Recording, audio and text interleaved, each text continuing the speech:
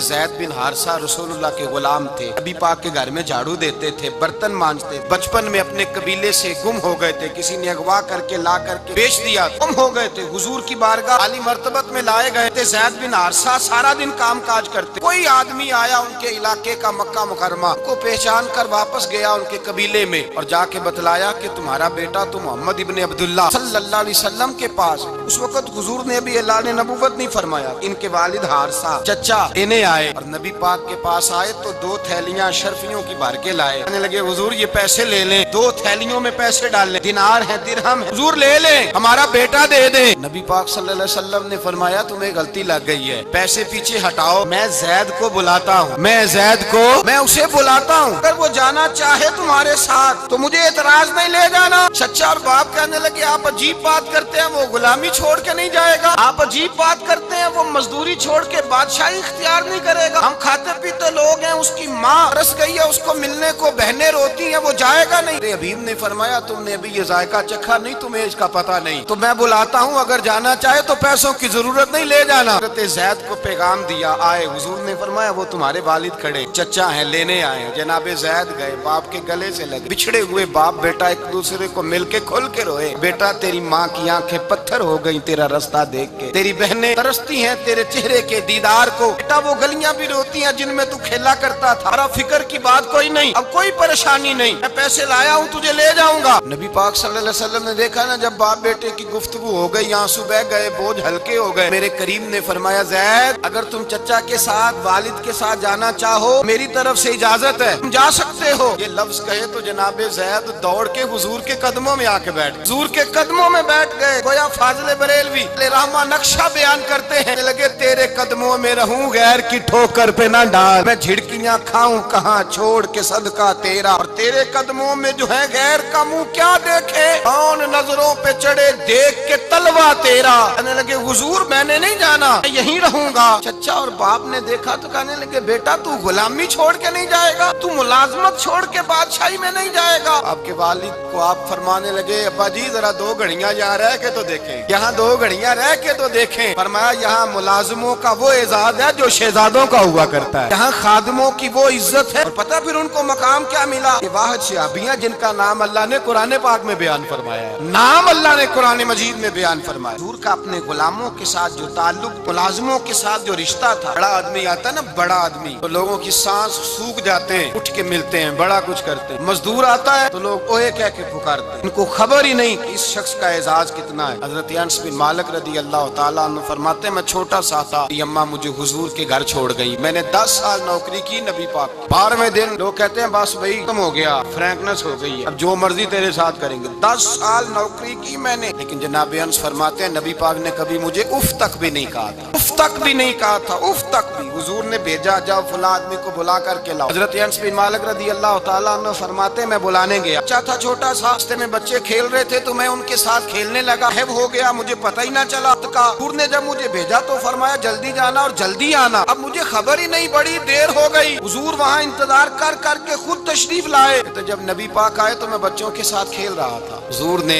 جب مجھے کھیلتے ہوئے دیکھا، میری اچانک نظر پڑی تو میرے ہوش اڑ گئے، حضور نے تو کہا تھا جلدی آنا، میں یہاں کھیلنے لگا، یہاں اتنا الجھا کہ مجھے خیال نہیں رہا کس کام آیا ہوں۔ حضرت انس فرماتے ہیں میں ڈرنے لگا، جیسے جیسے حضور قریب آتے میری ٹانگیں کامتی۔ فرماتے ہیں جب نبی پاک قریب آئے تو قربان جاؤں معصوم آمنہ کے، فرماتے ہیں حضور نے میری گردن پہ تھپکی دی اور حضور نے ہنس کے فرمایا او بھائی لگتا ہے تو کھیل میں گم ہوا ہے تو تجھے یاد ہی نہیں رہا میں نے کس کام بھیجا تھا، یہ یاد ہی نہیں رہا۔ یا رسول اللہ صلی اللہ علیہ وسلم میں بھول گیا تھا، میں ابھی جاتا ہوں۔ کیا انداز ہے، کیا شفقت ہے، رنگ ہے، حضور میں ابھی گیا اور ابھی آیا۔ نبی پاک نے فرمایا نہیں یار تو کھیل میں خود ہی چلا جاتا ہوں، کھیل یہاں میں خود جاتا ہوں۔ اعزاز فضیلت درجہ، کس نے ذروں کو اٹھایا اور صحرا کر دیا، کس نے قطروں کو ملایا اور دریا کر دیا، کس کی حکمت نے یتیموں کو کیا در یتیم اور غلاموں کو دنیا بھر کا مولا کر دیا۔ بھائی دور حضور نے اعزاز دیا، نبی پاک اپنے ہاتھ سے کام کرنے والے کے ساتھ اس نے سلوک کرتے، محبت کرتے، پیار کرتے۔ بوڑھی اماں تھی جو مسجد میں جھاڑو دینے کی مزدوری کرتی تھی، دعا کریں اللہ ہم سب کو مسجد کی صفائی کی توفیق عطا فرمائے۔ بوڑھی اماں تھی، مسجد کی صفائی کرتی تھی، نوکری کرتی تھی، بیمار ہو گئی، بخاری شریف میں موجود ہے اللہ کے محبوب صلی اللہ علیہ وسلم روز تیمارداری کرنے جاتے ہیں۔ ایک وقت ایسا آیا کہ دن میں 2 مرتبہ حضور تیمارداری کرنے جاتے ہیں۔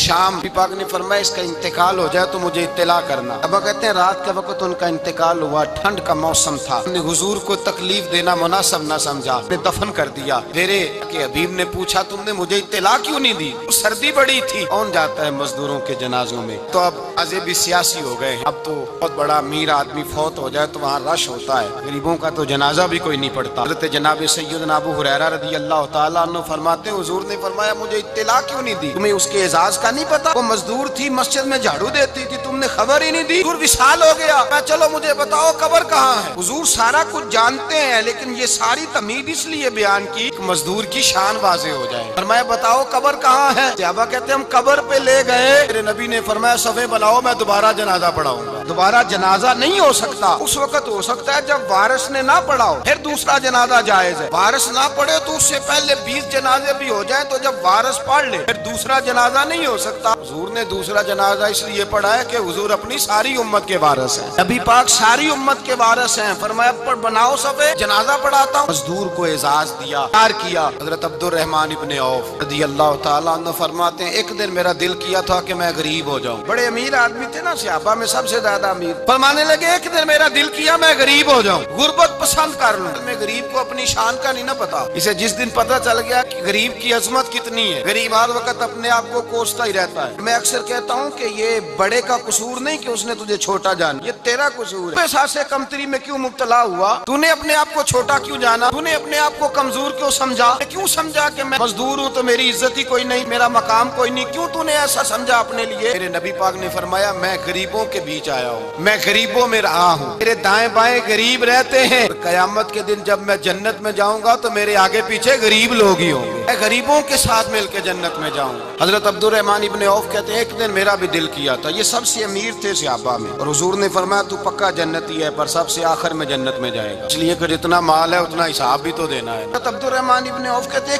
ایک دیہڑے دل کیا تھا کہ میں ماڑا ہوتا، یہ دل کیا میرا۔ کہا کس طرح؟ فرمانے لگے ایک مزدور صحابی تھے حضرت سعد انصاری نام تھا، وہ حضور سے ملنے آئے، جب انہوں نے ہاتھ ملایا نا نبی پاک سے تو حضور نے ان کا ہاتھ تھام لیا، پاک نے ہاتھ تھاما۔ مزدور کہتا ہے میں نے چھڑانا چاہا تو حضور نے پکڑ لیا دبا کے، اور جب تھام لیا تو میں ٹھہر گیا، میں اپنی قسمت پہ ناز کرنے لگا۔ حضور نے میرا ہاتھ کھولا، ہاتھ پہ چھالے تھے، جگہ جگہ چھالے بنے ہوئے تھے۔ نبی کریم صلی اللہ تعالی علیہ وآلہ وسلم نے ہاتھ کھول کے فرمایا سعد کیا ہوا؟ عرض کی حضور غریب ہوں، بوڑھے ماں باپ ہیں، چھوٹے چھوٹے بچے ہیں، بہن بھائیوں کی حقوق ہے، بیوی کے منہ میں حلال کا لقمہ دینا ہوتا ہے۔ یا رسول اللہ پھاوڑا لے کے، کئی لے کے، کدال لے کے، بیلچا لے کے مزدوری کرتا ہوں، میدان میں نکلتا ہوں، صبح سے گیا تھا اب آیا ہوں، ہاتھوں میں نشان پڑ گئے ہیں۔ حضرت عبد الرحمن ابن عوف فرماتے ہیں جس کے قدم چومنے کو دنیا تر سے، اس رسول نے سر مبارک جھکایا اور غریب کے ہاتھ کو چوم لیا، نبی پاک نے بوسہ دیا، پھر فرمایا کیا؟ فرمایا یہ وہ ہاتھ ہیں جن سے خدا بھی پیار کرتا ہے، محمد مصطفیٰ بھی محبت فرماتے ہیں۔ نبی رحمت علیہ السلام نے فرمایا یہ تیرا وہ ہاتھ ہے جس سے اللہ بھی پیار کرتا ہے اور اللہ کا۔ مزدور کو پھر ناز کرنا چاہیے کہ پریشان رہنا چاہیے؟ مزدور کو ناز کرنا چاہیے نا، اس کو اپنا ہاتھ کھول کھول کے دیکھنا چاہیے اور اسے کہنا چاہیے اللہ نے مجھے وہ ہاتھ عطا فرمایا جس سے رب بھی پیار کرتا ہے، مصطفیٰ بھی پیار کرتے ہیں، اسے تو ناز کرنا چاہیے۔ اللہ تبارک و تعالیٰ نے مجھے یہ اعزاز دیا۔ ایک یہودی کا بیٹا نبی پاک کی خدمت کرتا تھا اکثر، یہودی کا بچہ، وہ بیمار ہو گیا، روز آتا تھا، موٹے کام کرتا تھا، بیمار ہو گیا۔ حضور نے فرمایا چلو تیمارداری کرنے چلتے ہیں۔ یہاں صاحب کہتے ہیں 5000 روپیہ لے جاؤ، وہ بڑے احسان کے ساتھ 5000 روپیہ لے جاؤ اور دے آنا، اور اسے کہنا سر جی پوچھ رہے تھے تیرا کیا حال ہے۔ حضور بنفس نفیس گئے اور غریب کا گھر تھا، یہودی باہر نکلا جس کا بیٹا بیمار تھا، کہتا جب دروازے پہ میں نے مسلمانوں کے نبی کو کھڑے دیکھا تو میرے پیروں تلے زمین ہی نکل گئی۔ میں نے کہا حضور مجھ غریب کی کٹیا میں کیسے آئے؟ میں تجھے پتا ہے نا تیرا بچہ میری نوکری کرتا تھا یا کبھی بیمار ہو گیا میں تیمارداری کرنے آیا۔ وہ یہودی کہتا مجھے خیال یقین ہی نہ آئے کہ میرے گھر میں حضور، تو امیر حرم ہے، غریب بے نوا، کجا من کجا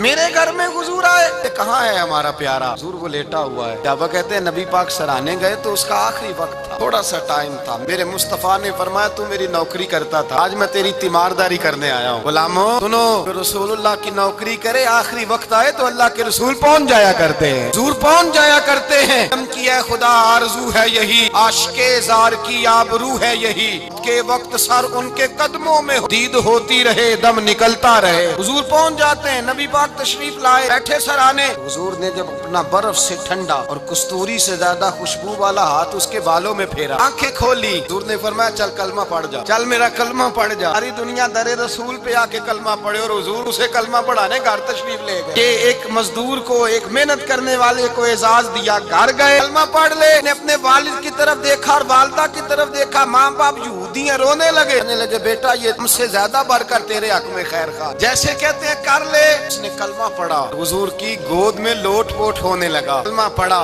रूह परवाज कर गई। शारहीन कहते हैं जब नबी पाक वहां से निकले तो हुजूर ने फरमाया उठाओ इसकी मैयत को। माँ बाप कहने लगे कहाँ ले जाना है? फरमाया हम अपने तरीके के मुताबिक गुस्ल कफन करेंगे, इसलिए कि जो कलमा पढ़ जाए फिर वो मेरा हो जाया करता है, मेरा हो जाया करता है। هين بات هين زوم هين بنكار لنا مت مت هين